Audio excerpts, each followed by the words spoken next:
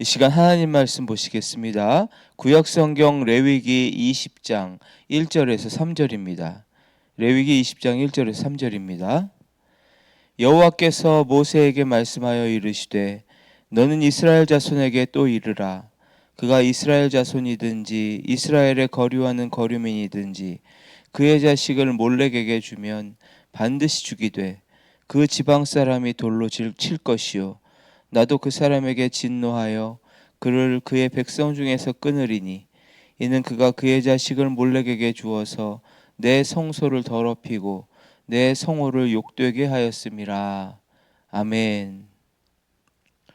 오늘은 레위기 20장의 말씀을 중심으로 하나님의 은혜를 나누겠습니다. 레위기 20장의 핵심 주제는 구별됨이라고 할 수 있습니다. 1절에서 5절은 몰렉 신 숭배에 대해서 강력하게 경고하는 말씀입니다. 2절에 보면 이렇게 말씀하죠. 너는 이스라엘 자손에게 또 이르라. 그가 이스라엘 자손이든지 이스라엘에 거류하는 거류민이든지 그의 자식을 몰렉에게 주면 반드시 죽이되 그 지방 사람이 돌로 칠 것이요. 아멘. 몰렉은 당시에 암몬 족속의 국가 신이었습니다. 몰렉의 형상은 아마 여러분도 한번 본 적이 있을 거예요. 요즘 영화에 그런 것들이 많이 나오거든요. 소의 머리를 하고 인간의 몸을 하고 있어요. 그리고 두 팔을 앞으로 이렇게 벌리고 있습니다. 이 거대한 노쇠로 만들어진 우상입니다. 암몬 족속은 그들이 축제를 이제 벌일 때 이 우상을 불로 뜨겁게 달궈요. 그리고 나서 우상 숭배자들이 이 몰렉에 달궈진 두 팔 위에 갓난아기를 제물로 올립니다. 문헌에 보면 아기의 비명소리가 들리지 않도록 일부러 북을 크게 치면서 울렸다는 그런 기록이 있어요. 이 제사가 얼마나 잔인한지 비인간적인지를 알 수 있죠. 오늘날의 시각으로 보면 이건 참 정말 말도 안 되는 야만적인 행동이죠. 근데 그들이 그 당시에 그런 행동을 한 이유들을 보면 그 행동은 나름의 그들에게는 실리적인 이유가 있었습니다. 당시 사람들에게 있어서 자녀라는 것은 가문의 노동력이기도 하고 또 미래를 보장하는 힘이었고 또 가장 귀한 재산이라고까지 표현할 수 있었어요. 그런 자녀를 우상에게 바친다. 이건 뭐예요? 내 미래, 안전, 풍요를 보장받기 위해서라면 내게 가장 소중한 가치조차도 희생하겠다. 어떻게 보면 극단적으로 거래하는 거죠. 신과 우상과. 결국 몰렉을 숭배했던 이유는 내가 미래 어떻게 할 수 없는 미래에 대한 공포를 우상에게 의지하고 또 가장 소중한 것을 희생해서라도 미래를 보장받겠다 하는 이런 뒤틀린 욕망 때문에 이런 일을 벌인 것이죠. 몰록이란 말의 어원은 멜렉입니다. 멜렉. 근데 이 멜렉은 왕이라는 뜻이에요. 몰렉을 숭배한다는 건 누가 진짜 나의 왕인가, 나의 삶의 왕인가 라고 하는 주권의 문제인 거죠. 이스라엘 백성들이 몰렉에게 절한다면 그들의 왕은 더 이상 여호와 하나님이 아니라 희생과 착취를 통해서 안정을 약속하는 그런 세속적인 우상이 그들의 왕이 되어버리는 것이죠. 하나님께서는 이 몰렉을 숭배하는 사람이 있으면 그 백성 중에서 끊으리라 이렇게 말씀하십니다. 이것은 생명의 근원이신 하나님과 단절하게 되는, 끊어지는 그런 영적 단절의 형벌입니다. 여러분, 전구 아니면 형광등이 아무리 밝아도 전기가 끊어지면 절대로 빛을 낼 수가 없죠.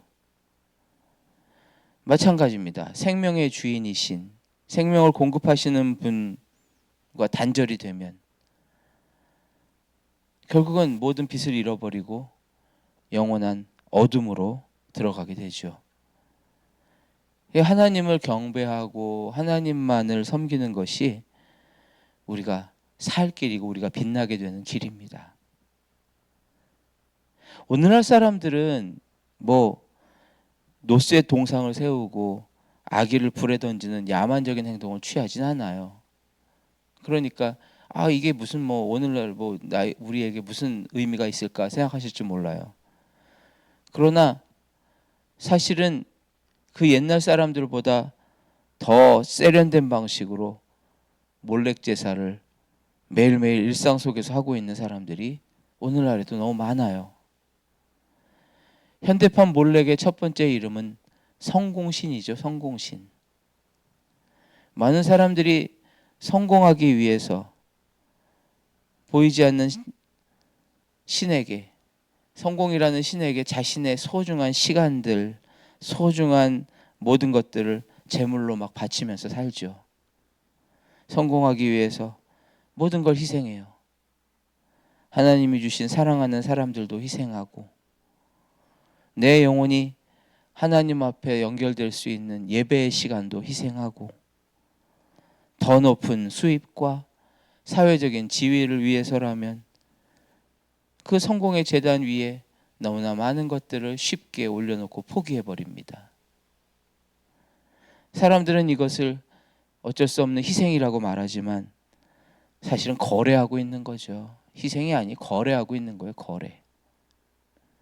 내 영혼을 팔아서, 내 영혼의 평안을 팔아서, 귀중한 생명을 팔아서 세상의 인정을 사고 성공을 사려고 하는 거래를 하고 있는 거죠. 두 번째 몰렉은 돈, 안정이라고 하는, 경제적인 안정이라고 하는 신입니다. 신. 돈은 우리 삶에 꼭 필요한 도구죠. 그러나 그것이 우리의 삶의 주인이 되고 왕이 되는 순간 몰렉으로 변하고 우리는 그것을 숭배하게 되는 겁니다. 통장의 잔고, 통장의 액수가 내 자존감의 근거가 돼버리면 안 돼요. 미래의 불안 때문에 정직하기를 포기하고 불의를 저지르고 이웃의 아픔 따위는 외면한다면 이것이 몰렉에게 숭배하는 삶이 되는 것입니다. 돈이 최고라는 목표를 세운 순간 이미 몰렉의 뜨거운 손 위에 양심을 올려두고 있을 수도 있는 것입니다. 많은 사람들이 얘기해요. 누가 몰라요. 그러나 먹고 살려면 어쩔 수 없어요. 근데 고대 가나안 사람들도 암몬족속도 똑같이 얘기했을 거예요. 흉년을 피하려면 어쩔 수 없어요. 그들이 했던 변명이나 오늘날 우리가 하는 변명이나 놀라울 정도로 닮아 있다라는 것을 꼭 생각하셔야 합니다. 다를 게 없어요. 성공이 왕이고 돈이 나를 지켜줄 것이라고 생각할 때에 하나님은 분명히 말씀하세요. 아니다. 너의 왕은 몰렉이 아니다. 너의 왕은 오직 하나님 한 분뿐이시다. 여러분, 거룩한 삶은 결단하는 것에부터 시작합니다. 오늘 말씀을 통해서 주시는 교훈은 뭐냐 하면 내가 무엇을 할 것인가라기보다는 무엇을 하지 말 것인가를 오늘 말씀하고 계세요. 너희가 하지 말아야 될 것, 너희가 경배하지 말아야 될 것, 그것을 이야기하고 계십니다. 그러니까 여러분, 오늘은 여러분의 삶에서 무엇을 할 것인가 보다 무엇을 하지 않을 것인가, 이것을 한번 생각하고 결단하는 오늘이 되면 좋겠어요. 10절에서 21절까지의 말씀을 보면요, 간음, 근친상간, 수간, 동성애, 이런 입에 담기조차 거북한 그러한 범죄들을 나열하고 있고 그에 따른 처벌은 예외 없이 죽음이라는 그런 무서운 말씀을 하고 계십니다. 오늘날 사람들은 생각할 거 얘기할 거예요. 아유 뭐 그게 좀 뭐 안 좋다는 건 알지만 아이 뭐 이 정도까지 그렇게 극단적으로 말씀하셔야 되나? 이렇게까지 자신 있게 말씀하시는 게 사랑의 하나님이십니까? 뭐 이렇게 생각할 수도 있어요. 근데요. 이것은 무엇을 하지 않음으로써 거룩을 어떻게 지켜야 하는가? 이것을 하나님 강조하시는 것이거든요. 하지 말아라. 하지 말아라. 거룩이라고 하는 건 내가 분명한 어떤 목적을 위해서 나의 삶을 분리하는 거예요. 목적을 위해서 따로 떼어 놓는 것. 따로 구분하는 것. 하나님의 영광을 위해서 여러분의 삶을 따로 구분해서 빛된 삶을 살게 하는 것. 이게 하나님이 원하시는 거룩입니다. 오늘은 무엇을 해야 하는지보다 무엇을 하지 말아야 할 것인가 이것에 집중해서 한번 기도하시기를 바랍니다.